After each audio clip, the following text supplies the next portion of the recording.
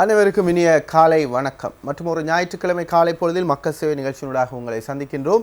இந்த வாரமும் மக்கள் சேவை நிகழ்ச்சியில் முக்கியமான ஒரு விஷயத்தை தான் பேசுகிறதுக்காக நேரடியாக உங்களை சந்திக்கிறதுக்காக வந்திருக்கிறோம். சாதாரணமாக மக்கள் சேவை நிகழ்ச்சியில் மக்கள் பிரச்சனைகள் ஒவ்வொன்றாக அலசி ஆராயப்படும், மக்களுக்கு தெளிவூட்டப்படுகின்ற விடயங்கள் மக்களுக்கு தெளிவூட்டப்படும். காலத்தின் தேவையிலிருந்து காலத்துக்கு முக்கியமான விடயங்கள் எதுவாக இருக்கின்றதோ அந்த விடயம் மக்கள் சேவையினூடாக பேசப்பட்டு மக்களுக்கான ஒரு விழிப்புணர்வூட்டல் நிகழ்ச்சியாக இந்த மக்கள் சேவை நிகழ்ச்சி வந்து கொண்டிருக்கிறது. அந்த வகையில் இந்த வாரம் நாங்கள் பேச போகிற விஷயம் கல்வி பொதுத்தராதர உயர்தர பரீட்சை எழுதியிருக்கின்ற மாணவர்கள், அவர்களை சார்ந்தவர்கள், அவர்களது பெற்றோர்கள், அந்த மாணவர்களின் எதிர்காலத்தில் அக்கறையுடையவர்களுக்கான ஒரு நிகழ்ச்சியாக அமைய இருக்கின்றது. அதுபோல இனி வரும் நாட்களிலும் உயர்தர பரீட்சைகள் அல்லது பரீட்சைகள் எழுதிய பின்னரான அவர்களுடைய அடுத்த கட்ட நடவடிக்கைகள் தொடர்பான விடயங்களை கலந்துரையாடும் ஒரு நிகழ்ச்சியாக இந்த வார மக்கள் சேவை நிகழ்ச்சி அமைய இருக்கின்றது. அந்த வகையில் அந்த விடயத்தை பற்றி எங்களோடு பேசுவதற்காக, உங்களுக்கு தெளிவுபடுத்துவதற்காக இலங்கை திறந்த பல்கலைக்கழகத்தின் கல்விப்படைய சிரேஷ்ட விரிவுரையாளர் கலாநிதி FM நவாஸ்தீன் அவர்கள் வருகை தந்திருக்கின்றார். வணக்கம். உயர்தர பரீட்சை எல்லாம் எழுதி மாணவர்கள் ரொம்ப ரிலாக்ஸாக வீட்டில் இருக்கிற நேரத்தில் இப்போ பரீட்சையை பற்றி என்ன பேச போகிறாங்க அப்படின்லாம் யோசிச்சுட்டு இருப்பாங்க. நிச்சயமாக இந்த காலகட்டம் மிக முக்கியமான காலகட்டம். மிக முக்கியமான பரீட்சை இந்த உயர்தர பரீட்சை. கல்வி பொதுத்தர சாதாரண பரீட்சை எந்தளவு முக்கியத்துவமானதோ அதை விட ரொம்ப முக்கியமான ஒரு பரீட்சை. காரணம், இந்த பரீட்சையின் பின்னர் மாணவர்களுடைய எதிர்கால வாழ்க்கை தீர்மானிக்கப்படும். எந்த துறையில் வந்து அவங்க போக போகிறாங்க, ஒரு அடுத்த கட்ட கல்வி நடவடிக்கைகள் இவ்வாறு அமைய போகின்றது, அல்லது அடுத்த கட்ட தொழில் நடவடிக்கைகள், உயர்தர அதன் பின்னரான உயர்கல்வி இவ்வாறு அமைய போகின்றது, இப்படியான தீர்மானங்கள் வரப்போகிற ஒரு காலகட்டம். இந்த பரீட்சை பெறுபேறுகள் வரும் வரையிலான இந்த காலகட்டத்தில் அதற்கான தீர்மானங்கள் அவர்கள் எடுக்க வேண்டும். ஆகவே ரொம்ப அனுபவம் வாய்ந்தோர் இது சம்பந்தமாக மாணவர்களுக்கு நிறையவே நீங்கள் உங்களுடைய கல்வி நடவடிக்கைகளின் போது தெளிவுபடுத்தியிருப்பீர்கள். பார்த்து கொண்டிருக்கின்ற எங்களுடைய மாணவர்களுக்காக இம்முறை கல்வி பொதுத்தராதர உயர்தர பரீட்சை அதுபோல் பொதுவான ஒரு நோக்கை முதல் பார்க்கலாம். ஆமாம், அந்த மிக முக்கியமான ஒரு காலகட்டத்தில் ஒரு மிக முக்கியமான ஒரு தலைப்பினை எடுத்து கலந்துரையாடலுக்கு உங்களுக்கு மிக நன்றியை தெரிவித்துக் கொள்ள விரும்புகின்றேன். அதாவது கடந்த வாரம்தான் காப்போத்தா உயர்தர பரீட்சை நிறைவு பெற்று மாணவர்கள் ரிலாக்ஸாக வீடுகளில் அமர்ந்து கொண்டிருக்கின்றார்கள். ஆகவே அவ்வாறு இருந்து கொண்டிருக்கின்ற அந்த நேரத்தில் இது தொடர்பாக கலந்துரையாடுவது மிக முக்கியமானது. உங்களுக்கு தெரியும், இலங்கை கல்வி முறைமைகளில் நடாத்தப்படுகின்ற தேசிய அளவில் நடாத்தப்படுகின்ற 3 பரீட்சைகளில் காப்போத்தா உயர்தர பரீட்சை மிக முக்கியமானது ஒன்று. அதாவது நாட்டில் 15 தேசிய பல்கலைக்கழகங்கள் காணப்படுகின்றன. அந்த தேசிய பல்கலைக்கழகங்களில் இலங்கை திறந்த பல்கலைக்கழகம் நீங்களாக மற்ற 14 பல்கலைக்கழகங்கள் மற்றும் சிறுபாலி, திருகோணமலை, வவுனியா போன்ற பகுதியில் காணப்படக்கூடிய 3 வளாகங்களுக்கு, அதாவது 14 பல்கலைக்கழகங்கள், அதே போன்ற 3 வளாகங்களுக்கு பல்வேறு கற்கை நெறிகளுக்காக மாணவர்களை சேர்த்துக்கொள்வதற்காக நடத்தப்படுகின்ற ஒரு போட்டி பரீட்சையாக இந்த A-level பரீட்சை காணப்படுகின்றது. இதில் மிகவும் மட்டுப்படுத்தப்பட்ட அல்ல ஒரு வரையறுக்கப்பட்ட எண்ணிக்கையிலான மாணவர்களை சேர்த்துக்கொள்ளப்பட இருப்பதன் காரணமாக மாணவர் மத்தியில் ஒரு கடும் போட்டி நிலவுவதை நாங்கள் அவதானிக்கக்கூடியதாக இருக்கின்றது. இந்த வகையில் நாங்கள் பார்க்கின்ற பொழுது கடந்த வருடத்தில் இந்த வருடத்தில் 3,15,605 மாணவர்கள் நாடளாவிய ரீதியில் இந்த பரீட்சைக்கு தோற்றியுள்ளார்கள். கடந்த வருடம் இந்த தொகை 2,55,191 காணப்பட்டது. இந்த வருடம் இந்த தொகை 60,414 அதிகரித்துள்ளதை உங்களுக்கு காணக்கூடியதாக இருக்கின்றது. இந்த வகையில் நாங்கள் பார்க்கின்ற பொழுது நாங்கள் இன்னொரு விடயத்தை நாங்கள் பார்க்கக்கூடியதாக்கும். அதாவது இந்த வருடம் A-level பரீட்சைக்கு ஆண்கள் எவ்வாறு தோற்றுகின்றார்கள், பெண்கள் எவ்வாறு தோற்றுகின்றார்கள், அவர்களுடைய வீதம் தொடர்பாக நாங்கள் பார்க்கின்ற பொழுது கடந்த வருடம் 2015ஆம் ஆண்டு ஆண் மாணவர்கள் 88,702 பேர் அதாவது இந்த பரீட்சைக்கு தோற்றிருந்தார்கள். அவர்களுள் 46,689, அதாவது 52% அதாவது பல்கலைக்கழக அனுமதிக்காக விண்ணப்பிக்க தகுதி உடையவர்களாக காணப்பட்டார்கள். அதே போன்று பெண் மாணவிகள் எடுத்துக்கொள்வோமாக இருந்தால் கடந்த வருடம் 1,21,638 மாணவிகள் இந்த பரீட்சையில் தோற்றிருந்தார்கள். இதில் 84,448 மாணவிகள் இந்த பரீட்சைக்கு, அதாவது இந்த பரீட்சையின் மூலமாக பல்கலைக்கழக அனுமதிக்காக விண்ணப்பிக்க தகுதி உடையவர்களாக காணப்பட்டார்கள். மொத்தமாக 1,31,137 மாணவர்கள் இந்த பல்கலைக்கழகங்களுக்காக விண்ணப்பிக்க தகுதி உடையவர்களாக காணப்பட்டார்கள். இவர்களுள் 27,603 பேர் மாத்திரம்தான் இந்த பல்கலைக்கழகங்களாக தெரிவு செய்யப்பட்ட 14 பல்கலைக்கழகங்களாக தெரிவு செய்யப்பட்ட மாணவர்கள் 27,603 மாணவர்கள் மாத்திரமே. இதை நாங்கள் 2014ஆம் ஆண்டு வருடத்தோடு ஒப்பிட்டு பார்க்குகின்ற பொழுது பல்கலைக்கழகங்களுக்கு அனுமதிக்க விண்ணப்பிக்க தகுதி பெற்றவர்கள் ஏறத்தாழ 58,000 மாணவர்கள் தான். இவர்களுள் 25,395 மாணவர்களே பல்கலைக்கழகங்களுக்காக தெரிவு செய்யப்பட்டார்கள். ஆகவே இந்த வருடம் 2016ஆம் ஆண்டு ஏலெவல் பரீட்சையின் பின் சுமார் 27,000 விட ஒரு 30,000 அளவிலான மாணவர்கள் மாத்திரமே பல்கலைக்கழகங்களுக்குள் சேர்க்கப்படுவார்கள் என எதிர்பார்க்கப்படுகின்றது. ஆக முதலாவது விடயம் விளங்கிக் கொள்ளப்பட வேண்டும். 2014ஆம் ஆண்டை விட 15ஆம் ஆண்டு கிட்டத்தட்ட 50% மேலாக பல்கலைக்கழகத்துக்கு விண்ணப்பிப்பதற்கான தகுதியை பெற்றிருந்த போதிலும் 27,000 மாணவர்கள் 27,603 மாணவர்கள் அளவிலேயே பல்கலைக்கழகத்தில் அனுமதிக்கப்பட்டிருக்கின்றார்கள். ஆகவே இந்த ஒரு கேப், இந்த ஒரு இடைவெளியை நாங்கள் பார்க்க வேண்டும். இது பற்றியும் நாங்கள் பேசலாம். இம்முறை தகுதி பெறுகின்ற மாணவர்கள் எவ்வாறான விதத்தில் தகுதி பெறப் போகின்றார்கள், அவர்களுக்கு இந்த பல்கலைக்கழகங்களில் எவ்வாறான அனுமதி கிடைக்கப் போகின்றது, அவ்வாறு அனுமதி கிடைக்கின்றவர்கள் என்னென்ன மாதிரியான கற்கை நெறிகளை தொடரக்கூடிய வாய்ப்புகள் இருக்கின்றது, அனுமதி கிடைக்காத மாணவர்களுக்கான கற்கை நெறிகள் எவ்வாறு அமையப்பட்டிருக்கின்றது, அவர்களுக்கான வாய்ப்புகள் எவ்வாறான வாய்ப்புகளாக இருக்கின்றது. அதுபோல இந்த 1,31,137 இந்த 2015 தொகை போல 2016ஆம் ஆண்டு தொகையிலும் இதற்கு மேலதிகமாக தோற்றிய மாணவர்களுள் கிட்டத்தட்ட ஒரு முக்கால்வாசி மாணவர்களுக்கான வாய்ப்பு தகுதி கிடைக்கிறதுக்கான வாய்ப்புகளே குறைவாக இருக்கின்றது. ஆகவே அவ்வாறு தகுதி பெறாத மாணவர்களுக்காக இலங்கையில் உயர்கல்விக்கான வாய்ப்புகள் எவ்வாறு இருக்கின்றது போன்ற விடயங்களை நாங்கள் தொடர்ச்சியாக பேச இருக்கின்றோம். உங்களுடைய கேள்விகளையோடும் நீங்கள் இணைந்து கொள்ளலாம். உங்களுடைய கேள்விகளையும் எதிர்பார்க்கின்றோம். தனிப்பட்ட ரீதியாக பெற்றோர்கள் மாணவர்கள் இந்த நிகழ்ச்சியில் தொடர்பு கொண்டு உங்களுடைய சந்தேகங்களையும் கேட்டுக்கொள்ளலாம். நாங்கள் கூறிய இந்த விடய பரப்புக்குள் உங்களுடைய சந்தேகங்கள் இருக்குமாக இருந்தால் எங்களோடு இணைந்து கொள்ளுங்கள். நேரடியாக நீங்கள் பேசக்கூடியதாக இருக்கும். 012251777 அல்லது 013388650 2 தொலைபேசி இலக்கங்கள் இருக்கிற திரையில் நீங்கள் அந்த இலக்கங்களை காணக்கூடியதாக இருக்கும். இந்த இலக்கங்களுக்கு அழைத்து உங்களுடைய சந்தேகங்களை நீங்கள் கேட்டு தெளிவு பெற்றுக் கொள்ளலாம். 9 மணி வரை உங்களுக்கான வாய்ப்பு இருக்கின்றது. பல்கலைக்கழக அனுமதி விண்ணப்பிக்க தகுதி பெறுகின்றவர்கள் எவ்வாறு தீர்மானிக்கப்படுகின்றார்கள், இம்முறை அதற்கான வாய்ப்புகள் எவ்வாறானதாக அமைந்திருக்கின்றது, அதுக்கான வழிமுறைகளை குறிப்பிடுங்கள். கடந்த வருடம் 1,31,000 அளவில் தெரிவு செய்ய தகுதி பெறுகின்ற மாணவர்களாக இருந்தார்கள். ஒரே அடியாக 50% மேலான ஒரு அதிகரிப்பு இருந்தது. எவ்வாறு அது சாத்தியப்படுகிறது? அதாவது பொதுவாக பல்கலைக்கழகத்துக்கு ஒவ்வொரு வருடமும் பல்கலைக்கழகத்துக்கு அனுமதி பெறுவதற்கான அந்த ஏலெவல் பரீட்சையில் மாணவர்கள் தோற்றக்கூடிய எண்ணிக்கைகள் அதிகரித்து கொண்டு வருகின்றது. அதாவது மாணவர்களுக்கு பொதுவாக 3 சந்தர்ப்பங்கள் வழங்கப்படுகின்றன. 3 தடவைகள் இந்த ஏலெவல் பரீட்சைக்கு தோற்றி அவர்கள் இந்த பல்கலைக்கழக தகுதிக்காக தங்களை தயார்படுத்திக் கொள்ள முடியும். ஆகவே கடந்த வருடம் பல்கலைக்கழகத்துக்காக தகுதி பெற அதாவது உள்நுழைய முடியாத மாணவர்களும் இந்த வருடத்தில் சேர்ந்து கொள்வதன் காரணமாக இந்த இரட்டிப்பு அடைவதை நாங்கள் காணக்கூடியதாக இருக்கின்றது. பொதுவாக ஒவ்வொரு வருடமும் வெளியிடப்படுகின்ற அந்த காப்போத்தா உயர்தர பரீட்சை பெறுபவர்களின் அடிப்படையில் மாணவர்கள் ஒரே தடவையில் 3 பாடங்களில் அந்த சாதாரண தர சித்தியினை பெற்றுக்கொள்வது மிக முக்கியமாக காணப்படுகின்றது. அதே போல மிக முக்கியமாக பொது சாதாரண வினாத்தாளில் 30% சித்தியினை மாணவர்கள் பெற்றுக்கொள்வது மிக முக்கியமானதாகும். இந்த நேரத்தில் அதாவது 3 பாடங்களில் ஒரே நேரத்தில் ஒரே தடவையில் தர சித்தியும் பொது சாதாரண வினாத்தாளில் 30% சித்தியும் பெற்றுக்கொள்கின்ற மாணவர்கள் பல்கலைக்கழக மானிய ஆணைக்குழுவினால் விண்ணப்பங்கள் கோரப்படுகின்ற சந்தர்ப்பத்தில் விண்ணப்பிக்க தகுதி உடையவர்களாக காணப்படுகின்றார்கள். இவ்வாறு விண்ணப்பிக்க தகுதி உடையவர்களாக காணப்படக்கூடிய அந்த மாணவர்கள் முதலாவது அப்ளிகேஷன் அதாவது பல்கலைக்கழக மானிய ஆணைக்குழுவினால் விண்ணப்பங்கள் கோரப்படும்.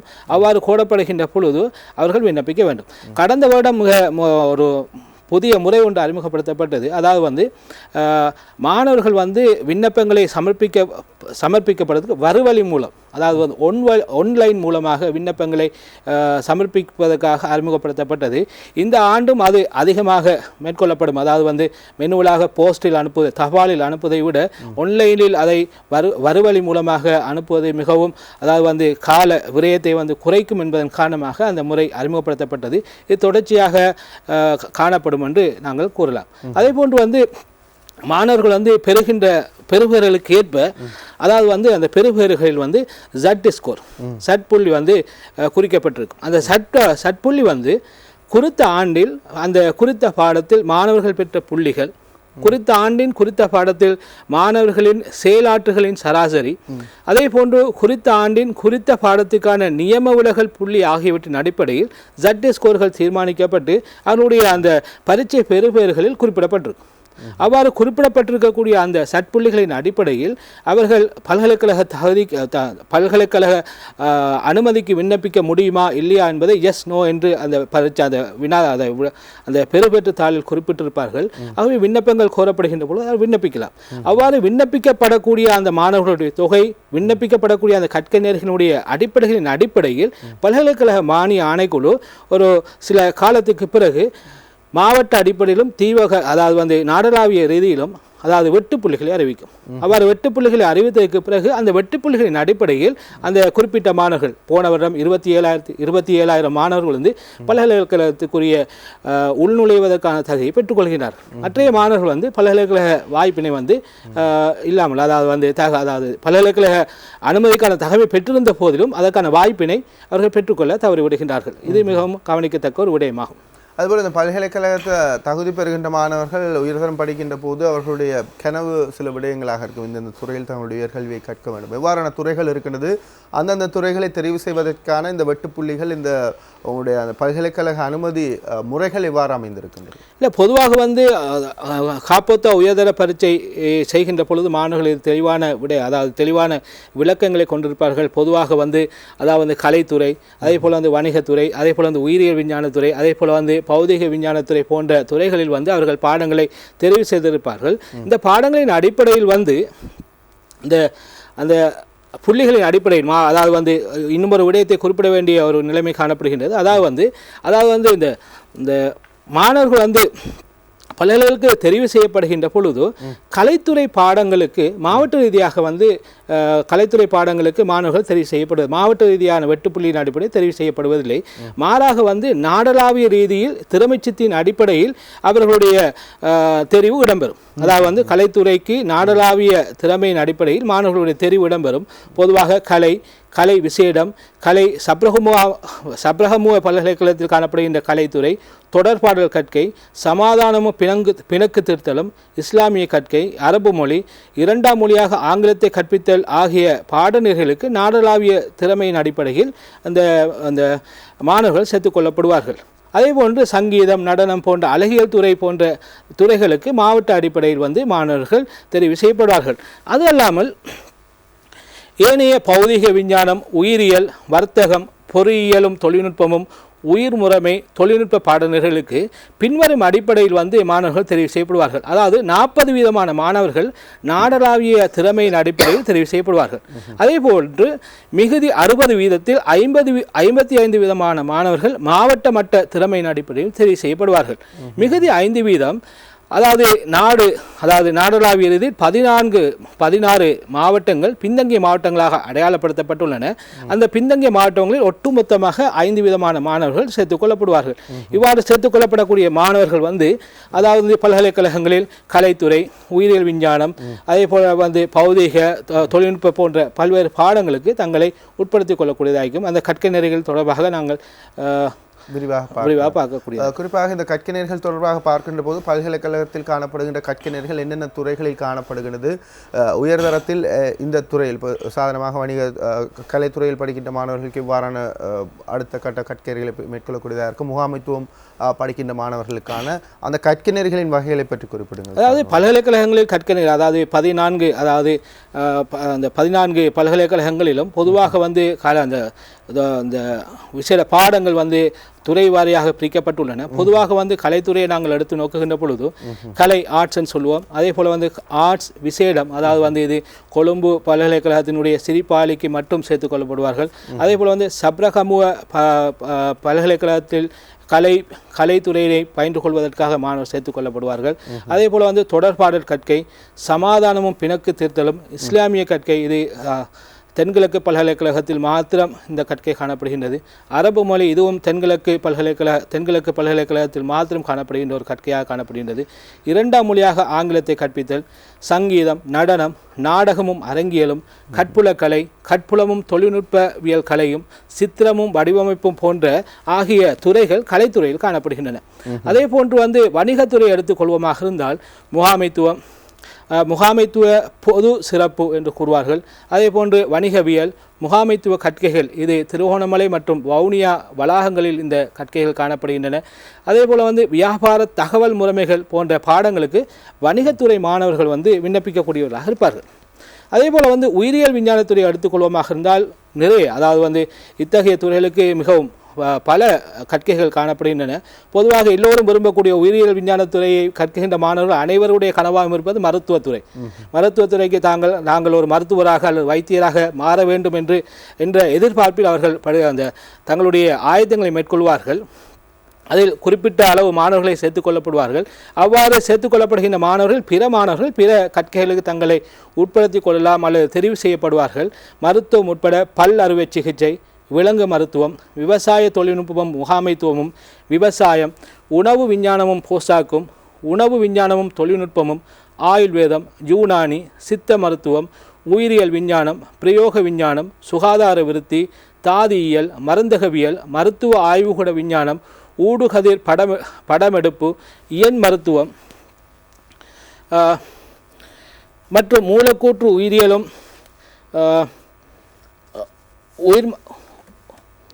உயிர் ரசாயனவியலும் மற்றும் இன்னொரு பல்வேறு பாடநெறிகள் இந்த உயிரியல் விஞ்ஞானத்துறையில் காணப்படுகின்றன. அதே போல் பௌதிக விஞ்ஞான பிரிவை நாங்கள் எடுத்துக்கொள்கின்ற பொழுது பொறியியல், அதே போல் பொறியியல் நிலவளங்கள் இயந்திரங்கள், அதே போல் பொறியியல் புடவை மற்றும் துணி தொழில்நுட்பம், பௌதிக விஞ்ஞானம், கணனி விஞ்ஞானம், பிரயோக விஞ்ஞானங்கள், போக்குவரத்தும் தேவைகள் விநியோக ஒழுங்கமைப்பும் முகாமைத்துவமும், கைத்தொழில் புள்ளி விபரவியலும் கணிதவியல் நிதியும், புள்ளி விபரவியலும் செயற்பாட்டு ஆராய்ச்சியும், கணக்கிடலும் தகவல் முறைமைகளும், பௌதிக விஞ்ஞானம், தகவல் தொடர்பாடல் தொழில்நுட்பம், பொறியியல் தொழில்நுட்ப பிரிவு, உயிர் முறைமைகள் தொழில்நுட்ப பிரிவு, தகவல் தொழில்நுட்பம், தகவல் தொடர்பாடல் தொழில்நுட்பம் போன்ற பாடங்கள் காணப்படுகின்றன.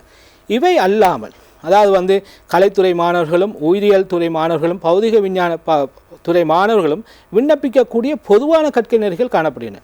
அத்தகைய கற்கை நெறிகள் பொதுவாக சில பல்கலைக்கழகங்களில் காணப்படுகின்றன. உதாரணமாக மொரட்டுவ பல்கலைக்கழகம் தகவல் தொழில்நுட்பத்தை வழங்குகின்றது. அதேபோல் முகாமைத்துவமும் தகவல் தொழில்நுட்பமும் கலனி பல்கலைக்கழகத்தில் காணப்படுகின்றது. அதேபோல் கனி அளவியல் விஞ்ஞானம், பட்டினமும் நாடும் திட்டமிடலும், அதேபோன்று கட்டிடக்கலை, நவநாகரிக வடிவமைப்பும் உற்பத்தி அபிவிருத்தியும், நிலத்தோற்ற கட்டடக்கலை, வடிவமைப்பு, சட்டம், வசதிகள் முகாமைத்துவம், கணக்கிடலும் முகாமைத்துவமும் தகவல் தொழில்நுட்பமும், விஞ்ஞானமும் தொழில்நுட்பமும், கணனி விஞ்ஞானமும் தொழில்நுட்பமும், தொழில் முயற்சி முகாமைத்துவமும் போன்ற பல்வேறு பாடங்கள் பல்கலைக்கழகங்களில் புதிதாக அறிமுகப்படுத்தப்படுகின்றன. இந்த வருடமும் இது அல்லாமல் புதிய துறைகள் அதாவது உலக சந்தைகளுக்கு ஏற்ற வகையில் புதிய பாடங்கள் பல்கலைக்கழகங்கள் அறிமுகப்படுத்தப்படலாம். இத்தகைய துறைகளில் மாணவர்கள் தங்களை அதாவது சகல மாணவர்களும், அது கலைத்துறை மாணவர்கள் மட்டுமல்ல, விஞ்ஞானத்துறை மாணவர்கள் மட்டுமல்ல, சகலத்துறை மாணவர்களும் விண்ணப்பிக்க முடியுமாக இருக்கும். அது தொடர்பாக கவனத்துக் கொள்வது மிக முக்கியமானதாகும். இதில் இன்னும் ஒரு விடயம், இவ்வாறான அந்த விசேட கற்கை நிரலுக்கு விண்ணப்பிக்கின்ற பொழுது இந்த பல்கலைக்கழகங்கள் விசேடமாக இன்னும் ஒரு ஜென்ரல் நாலேஜ் அல்லது ஆப்டிடியூட் டெஸ்ட் என்று சொல்லக்கூடிய ஒரு டெஸ்ட்டை நடத்துவார்கள். அது பத்திரிகையில் விண்ணப்பங்கள் கோரப்படும். அதாவது பல்கலைக்கழக அனுமதிக்கு மேலதிகமாக, அந்த விண்ணப்பத்துக்கு மேலதிகமாக அந்த பத்திரிகைகள் அந்தந்த பல்கலைக்கழகங்கள் விண்ணப்பங்கள் கோருவார்கள். இதனை மாணவர்கள் கரிசனையாக அக்கறையோடு கவனம் செலுத்தி அவ்வாறு விண்ணப்பிப்பதன் மூலமாக மட்டும்தான் இவ்வாறான பாடநெறிகளுக்கு தங்களை தெரிவு செய்து இணைத்துக் கொள்ள முடியும். அல்லது தவறு விட்டு விடுவார்கள், வாய்ப்புகளை தவறு விட்டு விடுவார்கள்.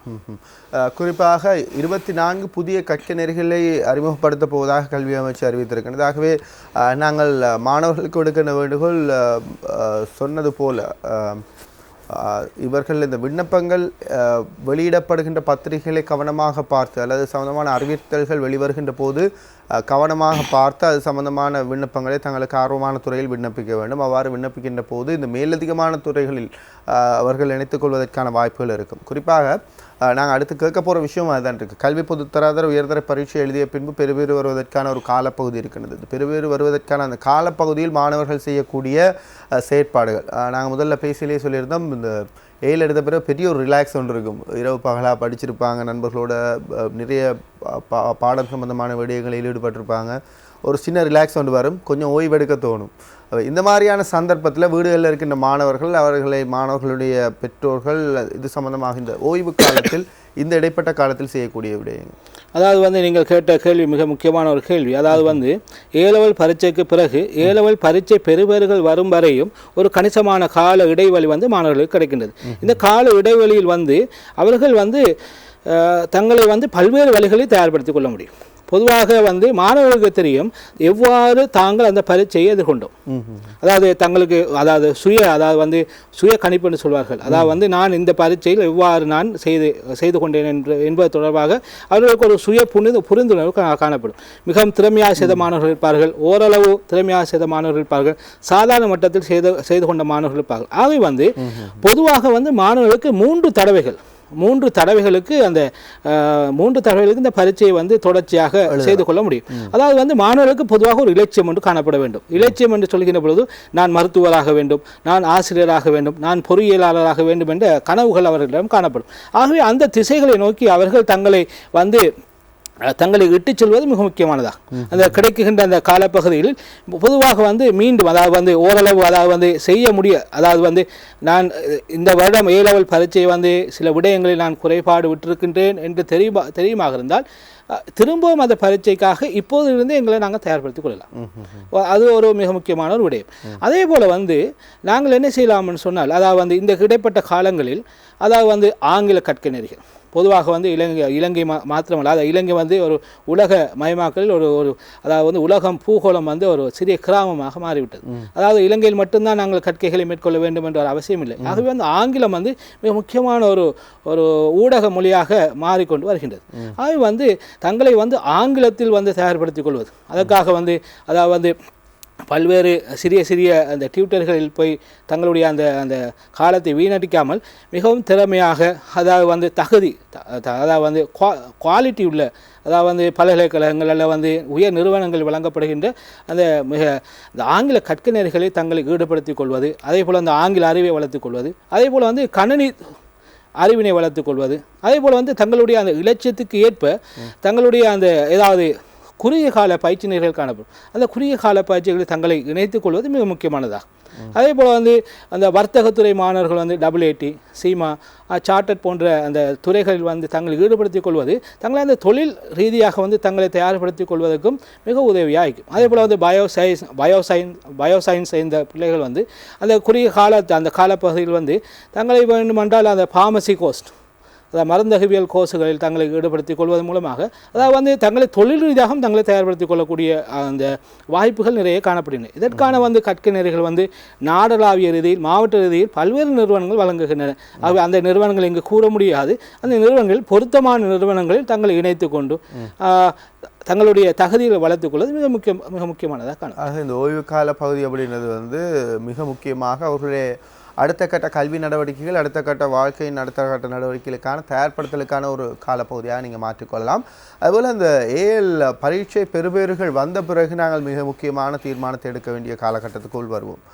மாணவர்களுக்கு வழிகாட்டுகின்றவர்களாக இருக்கலாம், மாணவர்களாக இருக்கலாம், அந்த காலகட்டத்தில் எடுக்கின்ற தீர்மானம் மிக முக்கியமான தீர்மானமாக இருக்கும். அந்த தீர்மானத்தின் பிறகு ஒரு இவ்வளோ காலம் போனாலும் அந்த தீர்மானத்தை நினைத்து மகிழ்ச்சி அடையக்கூடிய, வருத்தப்படக்கூடிய வாய்ப்புகள் இருக்குது. அதனால் அந்த பரீட்சை பெறுபேறுகள் கிடைத்தவுடன் மாணவர்கள் செய்யக்கூடிய நடவடிக்கைகள் அவர் என்ன மாதிரியாக அதனை ஏற்றுக்கொள்ள வேண்டும், என்ன மாதிரி தங்களை தயார்படுத்திக் கொள்ள வேண்டும்? அதாவது முக்கியமான ஒரு வினா நீங்கள் கேட்டிருப்பீர்கள். அதாவது வந்து ஏற்கனவே சொன்னது போல் காப்போத்த உயர்தர பரீட்சை போட்டிமயமான ஒரு பரீட்சையாகும்.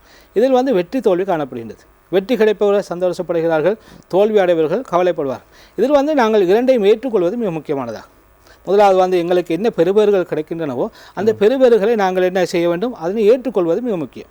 அதாவது நாங்கள் செய்த அந்த பெர்ஃபார்மன்ஸின் அடிப்படையில் எனக்கு அந்த அதாவது வந்து 2 வருடங்கள் கற்ற அந்த பாடத்தை வந்து 3 மணித்தியாலத்தில் எழுதுவது என்பது மிகவும் ஒரு கடினமான விடயம். இதில் சில திறமைகளின் அடிப்படையில் சில மாணவர்கள் வெற்றி அடைந்து கொள்கிறார்கள். சில நிலைமைகளின் அடிப்படையில், சில சூழ்நிலைகளின் அடிப்படையில் அந்த உரிய பெறுபேறுகளை வந்து மாணவர்கள் அடைந்து கொள்ள முடியாமல் போகக்கூடிய சாத்தியங்கள் காணப்பட்டு, இதை வெற்றி பெறுபவர்கள் சந்தோஷம் அடைவது போல் தோல்வி அடைபவர்கள் அல்லது வந்து உரிய பெறுபேறுகள் கிடைக்காமல் போகின்ற பொழுது அதற்காக நாங்கள் கவலைப்பட வேண்டிய அவசியம் இல்லை. ஏலெவல் என்பது ஒரு வாழ்க்கையின் ஒரு பகுதியாகும். அதுவே வாழ்க்கை அல்ல. அவை வந்து அந்த பெறுபேறுகள் கிடைக்கப்பெற்றவுடன் அந்த அவசரமான முடிவுகள், அதாவது வந்து நாங்கள் பத்திரிகைகள் பார்க்குகிறோம் அல்லது வந்து சில மாணவர்கள் அல்லது மாணவிகள் வந்து சில தேவையில்லாத முடிவுகள் எடுப்பதை நாங்கள் பார்க்குறோம். இதெல்லாம் எங்களுக்கு அதாவது வந்து வாழ்க்கையை வந்து சவாலாக ஏற்றுக்கொள்ள வேண்டிய அந்த நிலைமை எங்கள்கிட்ட காணப்பட வேண்டும். அதே போல் வந்து எங்களுக்கு கிடைக்கப்பட்ட அந்த பெறுபேறுகளில் எங்களுக்கு ஏதாவது ஐயங்கள் இருக்குமாக இருந்தால், அதாவது வந்து நான் எதிர்பார்த்த அந்த பெறுபேறு வரவில்லை என்று இருக்குமாக இருந்தால் அதற்கான வாய்ப்பினை வந்து அந்த பரீட்சை திணைக்களங்கள் எங்களுக்கு தருகின்றது. அதாவது வந்து மீள் திருத்தத்துக்கு நீங்கள் விண்ணப்பிக்க முடியும். அதாவது மீள் திருத்தம் என்று சொல்லுகின்ற பொழுது அதாவது வந்து பரீட்சை பெறுபேறுகள் வந்ததுக்கு பிறகு ஒரு மாதகால இடைவெளியில் அந்த மாணவர்கள் வந்து தங்களுடைய மீள் திருத்தத்துக்காக தங்களுடைய பாடங்களில் உரிய பரீட்சை பெறுபேறுகளை நான் பெறவில்லை என்று கருதினால் மட்டும் அவர்கள் என்ன செய்யலாம், அந்த மீள் திருத்தத்துக்காக அவர்கள் வந்து விண்ணப்பிக்க முடியும். அவ்வாறு விண்ணப்பித்தவர்கள் நிறைய பேர் வந்து அந்த அதாவது வந்து இந்த உயர்ந்த பெறுபேறுகளை பெற்ற அந்த வரலாறுகள் வந்து சம்பவங்களும் காணப்படுகின்றன. அதுபோன்று பல்கலைக்கழக அனுமதிக்கான தகமை பெற்றோர்கள், அதாவது வந்து பல்கலைக்கழக தகமை, அதாவது பல்கலைக்கழக நுழைவுக்கான தகமையை பெற்றோர்கள் பல்கலைக்கழக மானிய ஆணைக்குழுவினால் விண்ணப்பங்கள் கோரப்படுகின்ற சந்தர்ப்பத்தில் காலம் தாமதிக்காது அதற்கான விண்ணப்பங்களை சமர்ப்பிப்பது மிக முக்கியமானதாகும். இந்த விடயங்களில் இந்த A-level அதாவது பரீட்சை பெறுபேறுகள் கிடைத்தவுடன் மாணவர்கள் ஈடுபடுவது மிக முக்கியமானதாக காணப்படுகிறது. சாதாரணமாக இப்போ மாணவர்களுக்கான பரீட்சை பெறுபேறுகள் வந்த பிறகு ஒரு குறிப்பிட்ட சதவீத மாணவர்களுக்கு பல்கலைக்கழகத்துக்கு விண்ணப்பிப்பதற்கான தகுதியே கிடைக்கின்றது. அதிலும் மிக குறுகிய மாணவர்கள், சிறிய அளவிலான மாணவர்களுக்கே பல்கலைக்கழகத்துக்கான அனுமதி, பல்கலைக்கழகம் செல்வதற்கான வாய்ப்பு கிடைக்கிறது. வேறு என்னென்ன வாய்ப்புகள் இருக்கின்றது இவர்கள் தங்களுடைய உயர்தர அடுத்த கட்டத்தை நோக்கி நகர்வது? அதாவது வந்து காப்போத்த உயர்தர பரீட்சையில் வந்து சிறந்த பெறுபேறுகளை பெற்றுள்ள மாணவர்கள் வந்து அதாவது வந்து பல்கலைக்கழக அனுமதிக்காக தங்களுடைய விண்ணப்பங்களை சமர்ப்பிக்க முடியும். அதே நேரத்தில் வேறு நாடுகள், அதாவது வந்து ஒவ்வொரு வருடமும் வந்து பல்வேறு நாடுகள் வந்து பல்வேறு புலமை பரிசில்களை வந்து எங்களுடைய உயர்கல்வி அமைச்சின் ஊடாக பல்வேறு புலமை பரிசில்களை அறிவிக்கக்கூடியதாக காணப்படுகின்றது. இதற்காக விருப்பமுள்ள மாணவர்கள் அந்த பொருத்தமான பாடநெறிகளுக்கு தங்களுடைய விண்ணப்பங்களை சமர்ப்பிப்பதன் மூலமாக தங்களுடைய அந்த கற்கை நெறிகளை வந்து வெளிநாடுகளில் கற்றுக்கொள்ளக்கூடிய அந்த வாய்ப்புகளை பெற்றுக்கொள்ள முடியும். உதாரணமாக நாங்கள் பார்த்தோம்னு சொன்னால் புரூனை, சைனா, அதே போல் வந்து அந்த கொரியா, ரஷ்யா, ஜப்பான், வியட்நாம், அதே போல் வந்து இந்தியா, பாகிஸ்தான், அதே போல் வந்து சேர்பியா, கொரியா, பங்களாதேஷ் போன்ற பல்வேறு நாடுகள் வந்து பல்வேறு காலகட்டங்களில் வந்து இவ்வாறான விண்ணப்பங்களை கோருவதை நாங்கள் காணக்கூடியதாக இருக்குது. அதாவது பொதுவாக எடுத்துக்கொள்வோமா இருந்தால் புரூனை நாட்டுக்கு வந்து கற்கை, அதாவது வந்து ஒவ்வொரு வருடமும் ஜனவரியின் முதலாவது வாரத்தில் வந்து இதற்கான புலமை பரிசலுக்கான அதாவது வந்து A-level பரீட்சையினுடைய அடிப்படையில் அந்த அண்டர் கிராஜுவேட் கோர்ஸுகளை வந்து கற்பதற்கான விண்ணப்பங்களை புரூனை போன்ற நாடுகள் வந்து ஜனவரி முதல் வாரத்தில் விண்ணப்பங்களை கோரும். அதே போல் வந்து இந்தியாவை நாங்கள் எடுத்துக்கொள்வோமாக இருந்தால் வெவ்வேறு காலகட்டங்கள் 2-3 காலகட்டங்கள் அது காணப்படுகின்றது. அவ்வாறான காலகட்டங்களில் வந்து அந்த விண்ணப்பங்களை அவர்கள் பெற்றுக்கொள்ள அந்த விண்ணப்பங்கள் கோரப்படும். இதற்கான விண்ணப்பங்கள் வந்து அதாவது வந்து நீங்கள் www.mohe.gov.lk என்ற இணையதளத்தினுள் பிரவேசிப்பதன் ஊடாக இதற்கான விண்ணப்ப படிவங்களை நீங்கள் பெற்றுக்கொள்ள முடியும். அதற்கான அறிவுறுத்தல்களை பெற்றுக்கொள்ள முடியும். இதனை வந்து ஒவ்வொரு வாரமும் நாங்கள் அதாவது இவ்வாறான கற்கை நெறிகளுக்கு தங்களை ஈடுபடுத்திக் கொள்ள விரும்புகின்ற மாணவர்கள் வந்து இந்த வெப்சைட்டை தொடர்ச்சியாக அவதானித்து வருவதன் மூலமாக என்ன செய்யலாம்னு சொன்னால் இந்த வெளிநாடுகளில் கற்கைகளை மேற்கொள்வதற்கான வாய்ப்புகளை பெற்றுக்கொள்ள முடியும். இதன் மூலமாக வந்து ஒரு வெளிநாட்டில் வந்து ஒரு கற்கையை பெற்று அதாவது சான்றிதழை பெற்றுக்கொள்ளக்கூடிய வாய்ப்பு, வெளிநாட்டில் ஒரு அனுபவத்தை பெற்றுக்கொள்ளக்கூடிய வாய்ப்பு, அதாவது இலங்கையில் மாத்திரமல்லாமல் வேறு நாடுகளுக்கு செல்லக்கூடிய வாய்ப்புகளையும் மாணவர்கள் பெற்றுக்கொள்வார்கள். அந்த இணையதளத்தை நாங்கள் மீண்டும் உங்களுக்கு பார்வைக்கு தருகின்றோம். www.mohe.gov.lk இணையதளத்தின் அந்த முகவரி நீங்கள் திரையில் காணக்கூடியதாக இருக்கும். இந்த இணையதளத்துக்கு நீங்கள் தொடர்ச்சியாக சென்று பார்க்கின்ற போது இந்த வெளிநாட்டு கற்கை நெறிகளுக்கான விண்ணப்பங்கள் கோருதல், சம்பந்தமான விளக்கங்களை வழங்குதல் போன்ற விடயங்களை நீங்கள் பெற்றுக்கொள்ளக்கூடியதாக இருக்கும். இந்த விளக்கங்கள் வந்து 3 மொழிகளிலும் அந்த இணையதளங்களில் காணப்படும். அவற்றை நீங்கள் பெற்றுக்கொள்ளலாம். அதே போல் வந்து இது அல்லாமல் அதாவது பல்கலைக்கழகங்களுக்கு அனுமதியை தவிர தவற விடுகின்ற மாணவர்கள் வந்து வேறு கற்கைகளை தம்மை ஈடுபடுத்திக் கொள்ள முடியும். அதுக்கிடையில் இந்த புலமை பரிசில்கள் சம்பந்தமாக விடயங்களையும் குறிப்பிடுங்கள். இந்த வெளிநாட்டு கற்கை நெறிகளுக்கான புலமை பரிசில்கள் வழங்கப்படுமா அல்லது அது சம்பந்தமான விடயங்களில் மாணவர்கள் எவ்வாறு பெற்றுக்கொள்ளக்கூடியதாக இருக்கும், எவ்வாறு இந்த ஸ்காலர்ஷிப்ஸ் எப்படி கிடைக்கும்? அதாவது வந்து இலங்கை உயர்கல்வி அமைச்சின் ஊடாகத்தான் புலமை பரிசில்கள் வழங்கப்படுகின்றன. இலங்கை உயர்கல்வி அமைச்சினுடைய இணையதளத்தினை நாங்கள் அன்றாடம் பார்வையில் இடுவதன் மூலமாக இந்த புலமை பரிசிலுக்கான விண்ணப்பங்களை அதற்கான விடயங்களை நாங்கள் பெற்றுக்கொள்ள முடியும். இது வந்து பொதுவாக வந்து முற்றுமுழுதாக வந்து இலவசமாக வழங்கப்படுகின்றன. இலவசமாக வழங்கப்படக்கூடியது, அதாவது பல்வேறு நாடுகள் வந்து பல்வேறு நிதி உதவிகள் வந்து மாணவர்களுக்கு, அதாவது வந்து கற்கநெறிகள் வந்து பொதுவாக வந்து இலவசமாக வழங்கப்படும். அதே போல் வந்து இருவழி பயண சீட்டு வழங்கப்படும். அதே போல் வந்து மாதாந்த கொடுப்பனவுகள், அங்கு வாழ்வதற்கான தங்குமிட வசதிகள் போன்ற விடயங்கள் எல்லாம் அந்த உயர்கல்வி அமைச்சின் ஊடாகத்தான், தனிப்பட்ட ரீதியாக நாங்கள் பெற்றுக்கொள்ள முடியாது. உயர்கல்வி அமைச்சின் ஊடாக அந்தந்த நாடுகள் வந்து இந்த கற்கநெறிகளுக்கான புலமை பரிசில்களை வழங்கும். அவை வந்து இந்த விண்ணப்பங்கள் கோரப்படுகின்ற பொழுது இந்த விண்ணப்பங்களை நாங்கள் நிறைத்து, அதாவது வந்து உரிய முறையில் அதனை நிரப்பி நாங்கள் உயர்கல்வி அமைச்சுக்கு சமர்ப்பிப்பதன் மூலமாக, அது உயர்கல்வி அமைச்சின் மூலமாக அவர்கள் வந்து நேர்முக பரீட்சைக்கு உட்படுத்துவார்கள் மாணவர்களை. அவ்வாறு உட்படுத்தி திறமையான மாணவர்களை வந்து அந்த கற்கை நெறிகளுக்கு அனுப்பி வைப்பதற்கான நடவடிக்கைகளை அவர்கள் மேற்கொள்வார்கள். இதற்கான சகல வாய்ப்புகளும் வந்து இலவசமாக வழங்கப்படும். இதற்காக நாங்கள் பெரிதாக ஒன்றும் செலவழிக்க வேண்டிய அவசியம் இல்லை. நாங்கள் வந்து அந்த வாய்ப்பு வருகின்ற பொழுது அதை விண்ணப்பிக்க தயாராக இருக்க வேண்டும். அதிகமான மாணவர்கள் இது பற்றி தெரியாமல் இருப்பதன் காரணமாக இதற்கான வாய்ப்புகள் வந்து தவறவிட்டுக் கொள்கிறார்கள். தமிழ் பேசுகின்ற மாணவர்களுக்கான ஒரு வேண்டுகோளாக நாங்கள் முன்வைக்கிறோம். காரணம், இவ்வாறான வாய்ப்புகள் அநேகமாக தமிழ் பேசுகின்ற பிரதேசங்கள், குறிப்பாக வடகிழக்கு மலையக பிரதேசங்களில் மாணவர்கள் பயன்படுத்துகின்ற வீதம் மிக குறைவாக இருக்கிறது. நாங்கள் அந்த புள்ளி விவரத்தை எடுத்து பார்க்கின்ற போது வெளிநாட்டில் இவ்வாறான புலமை பரிசில் மூலம் ஸ்காலர்ஷிப் மூலம் சென்று கற்கை நெறியை மேற்கொள்கின்ற மாணவர்களுடைய வீதத்தில் தமிழ் பிரதிநிதித்துவங்கள் குறைவாக காணப்படுவதற்கான முக்கியமான காரணம் அந்த மாணவர்கள் சம்பந்தமான தெளிவின்மையிலோடு இருப்பதாக. அதனால தான் நாங்கள் இந்த நிகழ்ச்சியின் ஊடாக மிக ஒரு வேண்டுகோளை விடுக்கின்றோம், தாழ்மையான வேண்டுகோள். பார்த்து கொண்டிருக்கின்ற அந்த மாணவர்கள் சார்ந்தவர்கள், பெற்றோர்கள், மாணவர்களாக இருந்தால் தயவுசெய்து உயர்கல்வி அமைச்சினுடைய இணையதளத்தை தொடர்ச்சியாக பார்வையிடுங்கள். இப்போது இணையதளம் என்பது மிக இலகுவாக பார்க்கக்கூடிய ஒரு விடயமாக இருக்கும். அதுபோல் நாங்கள் அந்த குறிப்பிட்ட அந்த இணையதளம், அந்த பல்கலைக்கழக கற்கை நெறிக்கான இணையதளத்தையும் உங்களுக்கு நாங்கள் மீண்டும் மீண்டும் தெரியப்படுத்துகின்றோம். www.mohe.gov.lk இந்த இணையதள முகவரிக்கு சென்று என்ன மாதிரியான கற்கை நெறிகளுக்கான விண்ணப்பங்கள் கோரப்படுகின்றது என்ற விடயத்தை தொடர்ச்சியாக அவதானித்து வாருங்கள். நீங்கள் ஓய்வாக இருக்கின்ற இந்த காலப்பகுதியில் உங்களுடைய அடுத்த கட்ட கல்வி நடவடிக்கைகளை வெளிநாடுகளில் மேற்கொள்வதற்கான புலமை பரிசுடன் வெளிநாட்டில் மேற்கொள்வதற்கான வாய்ப்பை நீங்கள் தவறவிடாமல் பெற்றுக்கொள்ளலாம். உங்களுக்கு ஆர்வமான துறையில் எந்தெந்த நாடுகளில் விண்ணப்பங்கள் கோரப்படுகின்றதோ அந்த விண்ணப்பங்களுக்கான விண்ணப்பித்து உங்களுடைய அந்த கற்கை நெறிக்கான வாய்ப்பை பெற்றுக்கொள்ளுங்கள் என்ற ஒரு வேண்டுகோளை விடுக்கணும். இப்போது நாங்கள் பார்க்கலாம் வேறு வகையான கற்கை நெறிகள் இலங்கையை பொறுத்தவரைக்கும். வேறு வகையான கற்கை நெறிகளை நாங்கள் பார்க்கின்ற பொழுது பார்ப்பதற்கு முதல் இன்னொரு விடயத்தை நாங்கள் அந்த வெளிநாட்டு புலமை பரிசு தொடர்பாக நாங்கள் சுட்டிக்காட்ட வேண்டும். வெளிநாட்டுக்கு செல்வதென்றால் தமிழ் மொழியில் கற்க முடியாது, அல்லது வந்து எங்களுடைய மொழிகளில் கற்க முடியாது.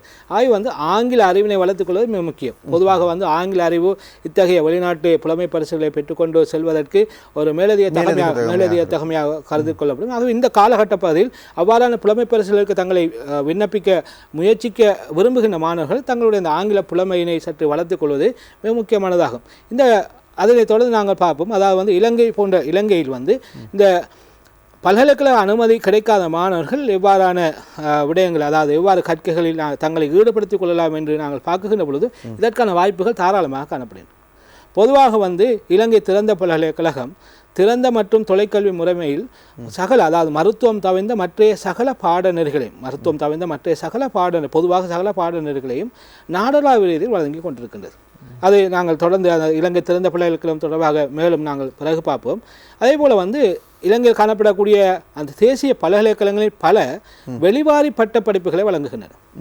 அதாவது வந்து பொதுவாக வந்து கலை மற்றும் வணிகத்துக்கு பல்வேறு இந்த பல்கலைக்கழகங்கள் வந்து இந்த எக்ஸ்டர்னல் டிகிரி என்பதனை வழங்குகின்றன. ஆகவே அவற்றுக்கு எங்களுக்கு விண்ணப்பிக்கக்கூடியதாக இருக்கும். அதுபோல் வந்து பல்கலைக்கழக மானிய ஆணைக்குழுவினால் பல்வேறு நிறுவனங்கள் வந்து அங்கீகரிக்கப்பட்டுள்ளன. இந்த நிறுவனங்களும் வந்து பட்டப்படிப்புகளை வழங்குகின்றன. ஒரு குறிப்பிட்ட அளவு இந்த பணத்தினை அறவிட்டு கொண்டு அவர்கள் என்ன செய்கிறார்கள், இந்த பல்வேறு கற்கை நெறிகளை அல்ல வந்து பட்டப்படிப்புகளை வழங்குகின்றன. பொதுவாக நாங்கள் பார்க்குகின்ற பொழுது தொழில்நுட்ப கற்கைகள் நிறுவனம், அதே போல் வந்து Sri Lanka institute of information technology என்று சொல்லக்கூடிய நிறுவனம், அதேபோல் வந்து Sri Lanka institute of development administration, அதேபோல் வந்து national institute of fisheries and nautical engineering, அதேபோல் வந்து NSBM என்று சொல்லக்கூடிய நிறுவனம். இது தவிர Colombo international nautical and engineering college CINEC என்று சொல்லப்படக்கூடிய நிறுவனம், Sri Lanka international Buddhist academy, the institute of chartered accountants of Sri Lanka, Sanasa campus, கட்சு highly advance medical technology training centre போன்ற பல்வேறு நிறுவனங்கள் வந்து இந்த இவ்வாறான கற்கை நெறிகளை வந்து நாடளாவிய ரீதியில் வழங்கி கொண்டிருக்கின்றன. இதற்கான விவரங்களை வந்து பல்கலைக்கழக மானிய ஆணைக்குழுவினுடைய இணையதளத்தின் போய் பார்ப்பது மூலமாக எங்களுக்கு நாங்கள் இந்த தகவல்களை பெற்றுக்கொள்ளலாம். இதில் மிக முக்கியமான ஒரு அம்சம், வேறு நிறுவனங்களில் கற்கைகளை பட்டப்படிப்புகளை மேற்கொள்கின்ற பொழுது மாணவர்கள் வந்து அந்த நிறுவனம் வந்து பல்கலைக்கழக மானிய ஆணைக்குழுவினால் அங்கீகரிக்கப்பட்டதா என்பதனை சரிபார்த்து கொள்வது மிக முக்கியமானதாகும். இன்று நாடளாவிய சில நிறுவனங்கள் வந்து பல பட்டப்படிப்புகள் வழங்குகின்றன. பட்டப்படிப்புகளை வழங்கி முடிந்ததுக்கு பிறகு அந்த டிகிரி வந்து பல்கலைக்கழக மானிய ஆணைக்குழுவினால் நிராகரிக்கப்படுகின்ற பொழுது அவர்கள் இங்கு 2 வகையில் பாதிக்கப்படுகின்றனர். ஒன்று வந்து அவர்களுடைய பணத்தை விரயமாக்கிய சந்தர்ப்பங்கள் நடைபெற்றுள்ளன. அதே போல் வந்து தொழில் வாய்ப்புகளை பெறக்கூடிய வாய்ப்புகளையும் அவர்கள் இழக்கக்கூடியதாக காணப்படுகின்றனர். ஆகவே வந்து பல்கலைக்கழகங்கள் அல்லாத வேறு நிறுவனங்களில் தங்களுடைய கற்கைகளை பெற்றுக்கொள்கின்ற பொழுது மாணவர்கள் வந்து அந்த குறித்த நிறுவனம் அந்த குறித்த பட்டப்படிப்பு பல்கலைக்கழக மானிய ஆணைக்குழுவினால் அங்கீகரிக்கப்பட்டுள்ளதா என்பது தொடர்பாக தேடி பார்த்துக் கொள்வது மிக முக்கியமானதாகும். இதற்கான விவரங்கள் வந்து பல்கலைக்கழக மானிய ஆணைக்குழுவினுடைய இணையதளத்தில் தெளிவாக குறிப்பிடப்பட்டுள்ளது. ஆகவே மாணவர்களுக்கான ஒரு அறிவுறுத்தலாக இந்த விடயத்தை குறிப்பிடலாம். கற்கை நெறிகளை தொடர்வதற்கு முன்பதாக சில தனியார் கற்கை நிறுவனங்கள் இந்த பல்கலைக்கழக மானிய ஆணைக்குழுவின் அனுமதி பெறாத தனியார் நிறுவனங்கள் பெரிதாக விளம்பரப்படுத்தி சில வேளைகளில் இந்த மாணவர்களுக்கான கற்கை நெறிகளை வழங்குகின்றார்கள். ஆகவே சில சந்தர்ப்பங்களில் இந்த கற்கை நெறிகளை முற்றாக படித்த பின்பராக இது பல்கலைக்கழக மானிய ஆணைக்குழுவினால் அங்கீகரிக்கப்படாத ஒரு நிறுவனமாக இருந்தால் நிச்சயமாக அது பயனற்றதாக அமைந்துவிடும். ஆகவே உயர்தரத்தை முடித்திருக்கின்ற மாணவர்கள் உயர்கல்வியை தொடர இருக்கின்ற மாணவர்களுக்கான ஒரு சிறிய வேண்டுகோளாக இந்த விடயத்தை நாங்கள் சுட்டிக்காட்டலாம். பல்கலைக்கழக மானிய ஆணைக்குழுவின் அனுமதி பெற்ற நிறுவனங்களில் மாத்திரம் உங்களுடைய உயர்கல்வியை தொடருங்கள். அதுபோல் இந்த திறந்த பல்கலைக்கழகம் மிக முக்கியமான பல கற்கை நெறிகளை வழங்கி வருகின்றது. அதிலும் குறிப்பாக இலங்கையில் மருத்துவம் தவிர்த்த ஏனைய அனைத்து துறைகளுக்குமான கற்கை நெறிகள் நீங்கள் திறந்த பல்கலைக்கழகத்தினூடாக பெற்றுக்கொள்ளக்கூடியதாக இருக்கும். மாவட்ட ரீதியாகவே அவற்றுக்கான வாய்ப்புகள் இருக்குது. ஆகவே அதை பற்றி நாங்கள் விரிவாக பார்க்கலாம். இப்போ அதாவது வந்து பல்கலைக்கழக அனுமதியை பெறாத மாணவர்கள் மாத்திரமல்லாமல் இந்த சாதாரண தர சித்தி அடைந்த மாணவர்கள் கூட பயன்பெறக்கூடிய அடிப்படையில் வந்து திறந்த மற்றும் தொலைக்கல்வி எண்ணக்கருவின் அடிப்படையில் வந்து இந்த திறந்த பல்கலைக்கழகம் 1980ஆம் ஆண்டிலிருந்து பல்வேறு கற்கை நெறிகளை நாடளாவிய ரீதியில் வழங்கி வருகின்றது. இதில் மிக சிறப்பம்சம் என்னவென்று சொன்னால் இதற்கான அதாவது வந்து இலங்கையில் வந்து கொழும்பு, கண்டி, மாத்தர, யாழ்ப்பாணம், அனுராதபுரம், மட்டக்களப்பு, குருநாகல், பதுல்ல போன்ற ஆகிய பிரதேசங்களில் இது தங்களுடைய பிராந்திய நிலையங்களை கொண்டிருப்பதோடு அம்பலாங்கொட, பண்டாரவள, காலி, கம்பகா, பொலன்னருவ, ரத்னபுர, கேகாலை, அம்பார, அம்பலாந்தோட்ட, ஹட்டன், களுத்துற, குளியாப்பிட்டிய, முனராகல, புத்தளம், திருகோணமலை, வவுனியா, முல்லைத்தீவு, கிளிநொச்சி மேலும் பல்வேறு நிலையங்களில் கற்கை நிலையங்களையும் கொண்டிருக்கின்றது. ஆகவே மாணவர்கள் வந்து கொழும்புக்கு வந்து தான் படிக்க வேண்டிய ஒரு அவசியம் இல்லை. அதாவது வந்து இந்த கற்கை நெறிகளுக்கான வாய்ப்புகள் வந்து அந்த மாவட்ட அடிப்படையில் அல்ல வந்து அவர்களுடைய வாழுகின்ற அந்த பிரதேசத்திலே இந்த திறந்த பல்கலைக்கழகம் சிறந்த விரிவுரையாளர்களை கொண்டு இந்த கற்கைகளை வழங்கக்கூடியதாக காணப்படுகின்றது. பொதுவாக இலங்கை திறந்த பல்கலைக்கழகத்தில் 5 பீடங்கள் காணப்படுகின்றன.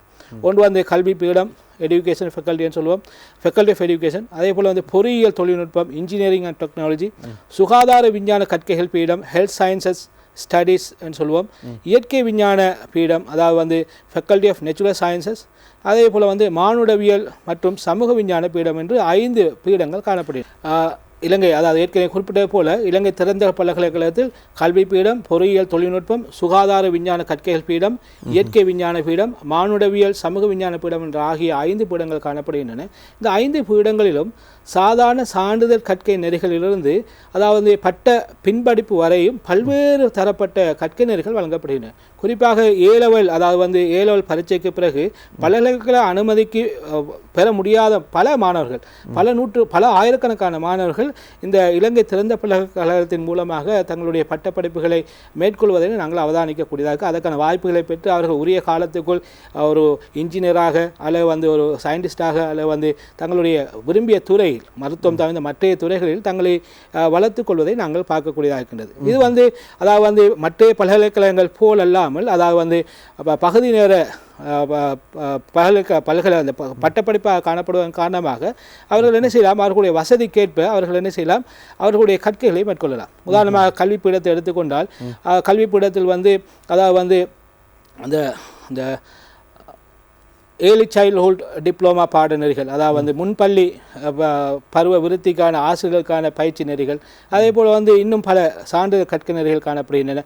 பொறியியல் தொழில்நுட்பத்தில் வந்து பொறியியல் தொழில்நுட்பத்தோடு தொடர்பான பல்வேறு சான்றிதழ் பரீட்சைகளுக்கான அந்த கற்கைகள் வழங்கப்படுகின்றன.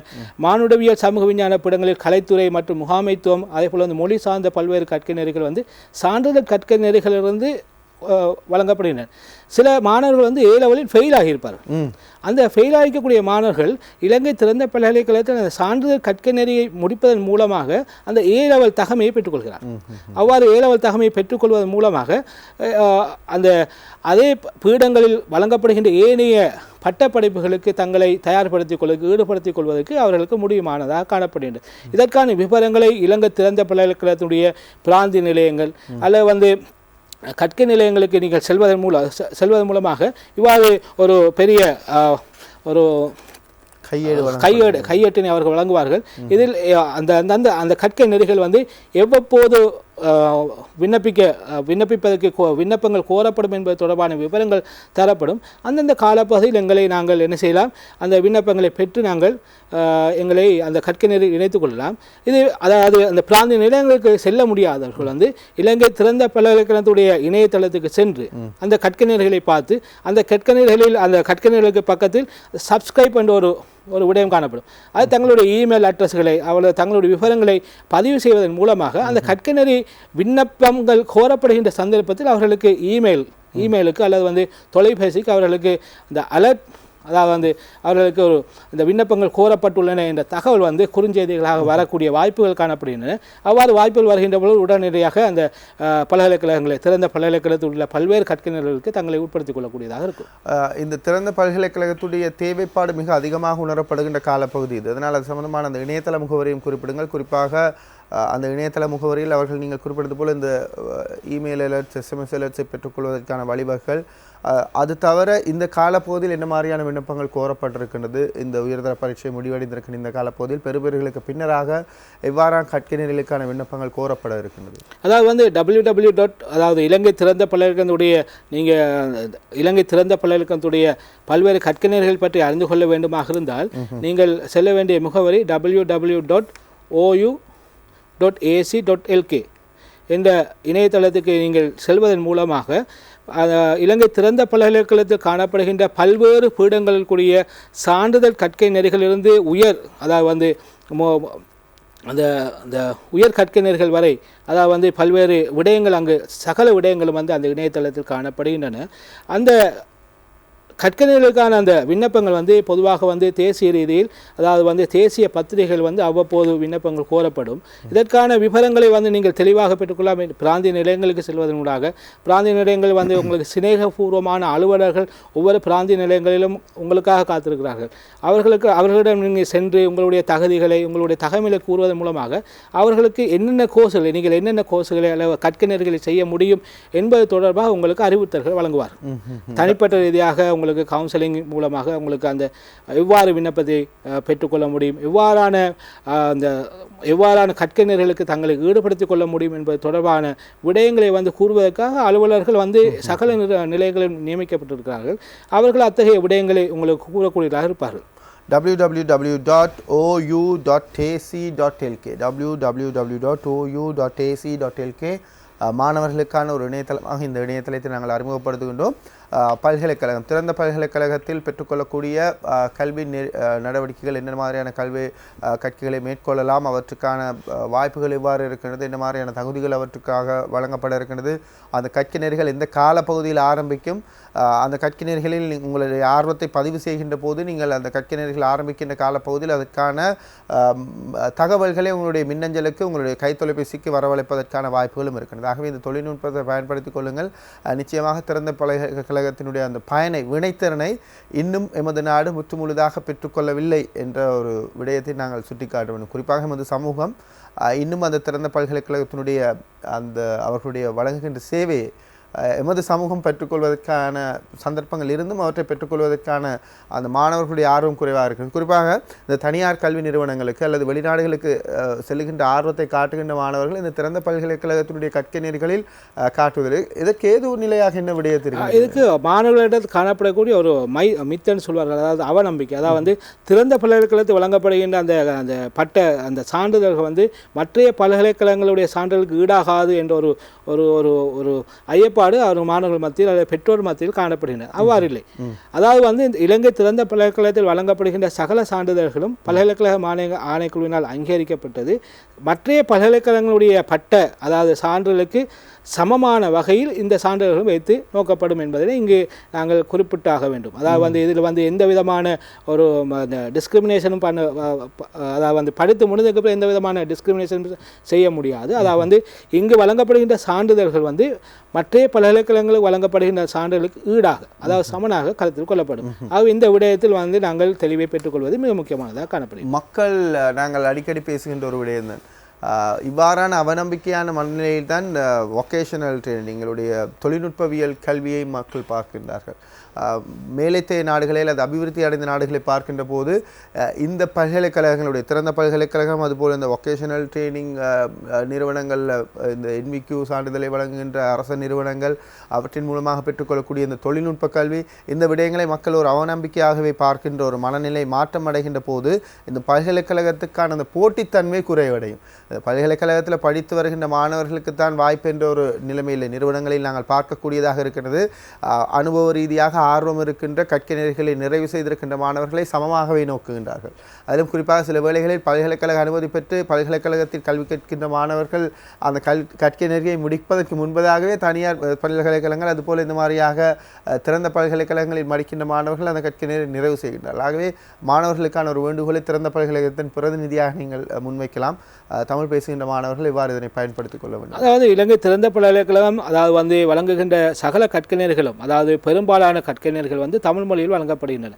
அதாவது யாழ்ப்பாணம் அந்த வடக்கு கிழக்கு பிரதேசங்களில் பிராந்திய நிலையங்கள் பல காணப்படுகின்றன. புதிதாக மன்னார் புதுக்குடியிருப்பு போன்ற பகுதிகளிலும் நாங்கள் கற்கை நிலை அதாவது கற்கை நிலையங்களை ஆரம்பிப்பதற்கான நடவடிக்கைகளை எங்களுடைய இந்த நிர்வாகிகள் மேற்கொண்டு வருகின்றார்கள். ஆகவே இந்த இந்த இலங்கை திறந்த பல்கலைக்கழகத்தில் வழங்கப்படுகின்ற பல்வேறு கற்கை நெறிகள் ஆங்கில மொழியில் மட்டுமல்லாமல் தமிழ் மொழியிலும் வழங்கப்படுகின்ற வாய்ப்புகள் காணப்படுகின்றன. ஆகவே இந்த நெறிகளில் அந்த கற்கை நெறிகளை தங்களை ஈடுபடுத்திக் கொள்வது மிக முக்கியமானதாக காணப்படுகிறது. அதே போல் ஒரு இதில் குறிப்பிட்டு கூற வேண்டிய இன்னொரு அம்சம், ஒரு கற்கை அதாவது ஒரு பிராந்திய நிலையத்தில் அல்லது கற்கை நிலையத்தில் 25க்கு குறைவான கூடுதலான மாணவர்கள் கற்கை நெறிக்கு பதிவு செய்வார்களாக இருந்தால் அதே கற்கை நிலையத்தில் அல்லது பிராந்திய நிலையத்தில் அந்த கற்கை நெறியை அந்த பல்கலைக்கழகம் வழங்குவதற்கு தயாராக காணப்படுகிறது. போதிய அளவு மாணவர்கள் இல்லாத சந்தர்ப்பத்தில் மாத்திரம்தான் வேறு கற்கை நிலையங்களுக்கு அந்த மாணவர்கள் செல்ல வேண்டிய தேவை ஏற்படும். அவை வாய்ப்புகள் தாராளமாக காணப்படுகின்றன. அந்த வாய்ப்புகளை நாங்கள் தவறாது பயன்படுத்திக் கொள்வது மிக முக்கியமானதாக காணப்படும்.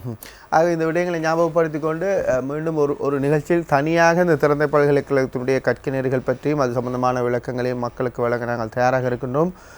ஏனையவர்களும் அதாவது மாணவர்கள் மாத்திரமல்ல தொழில் புரிகின்றவர்களும் கூட இந்த திறந்த பல்கலைக்கழகத்தினூடாக மேலதிக கற்கை நெறிகளை மேற்கொள்ளக்கூடியதாக இருக்கும்.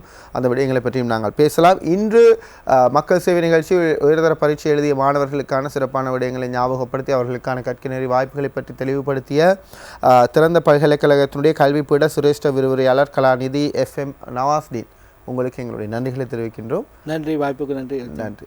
தொடர்ந்து வசந்தம் டிவியோடு இணைந்திருங்கள். இந்த வார மக்கள் சேவை நிகழ்ச்சியிலிருந்து விடைபெறுகின்றோம். மற்றும் ஒரு நிகழ்ச்சியில் உங்களை சந்திக்கலாம். நன்றி, வணக்கம்.